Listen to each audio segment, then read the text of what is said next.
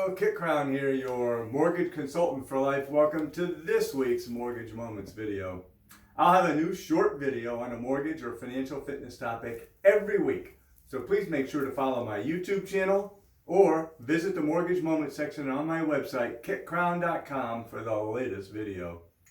I am forever going into one of my colleagues' office and saying, well, I've never had that happen before, which always results in a knowing chuckle, followed by a "what happened this time, Kit?"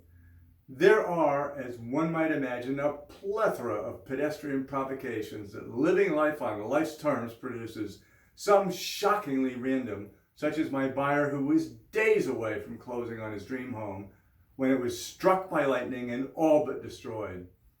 Or the couple who signed a contract to purchase a house over the weekend, and then he was served divorce papers by the sheriff on Monday, something that was obviously in the works long before she agreed to buy a home with her nearly departed husband. Then there's the category of self-inflicted wounds, the things I try to coach my clients not to do, but they go ahead and do them anyway, either unaware of the consequences or because they think they won't get caught.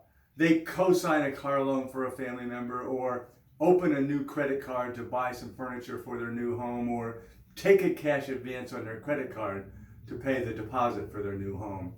Any or all of which could cause a major disruption or result in them in not being able to purchase their home. But never in my wildest imagination could I have anticipated a phone call from a client of mine who was days away from closing. It's the lunch hour. I'm at my desk munching my usual apple while perusing the latest market trends in mortgages, boring bow tie mortgage guy stuff, when Robert rings in on my cell phone. "Kit," he says, "the bank's all set with everything for my closing, right?" I replied that I was sure that they were, when Robert goes on to say, "I'm on my lunch break and I'm pretty sure I'm going to get fired when I get back to work. That's not a problem, is it?" Ruh-roh. I stammered, "Actually, it is a problem. The bank is going to call your employer on the day of your closing to make sure you still have a job. If you aren't employed, you aren't buying your house on Tuesday." There was a long silence, followed by, "Are you saying I need to go back to work and make nicey nice with my boss?"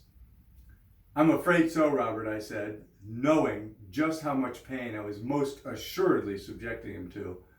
That takes a lot of personal strength, I think. Robert had to reach past his pain in order to get what he really wanted. And I want to honor him for what he did. He traded the short-term pleasure of juicing his boss for the long-term gratification of putting a roof over his and his family's head. There's no end to the list of calamities that can befall us on our journey home. Some of them are simply happen and there's no defending against them. Others happen because we aren't paying enough attention, and those can be avoided with just a little forethought. I'm not going to present an exhaustive list of do's and don'ts in this video, but for those of you who are interested, I do have a guide in the homebuyers section of my website, kitcrowne.com, called Tips and Tricks to Ensure a Smooth Closing. And it highlights some of the common potholes that can be avoided. I encourage you to download a copy of that. Your takeaway from this video, the real secret to avoiding calamity, is to keep your spidey sense on high alert. And when it tingles, call, text, or email me with your question, and I'll make sure to keep you on the right track. Well, that's it for this week. Thanks for watching, and remember always that I'm here every day to help solve the problems that living life on life's terms sends your way.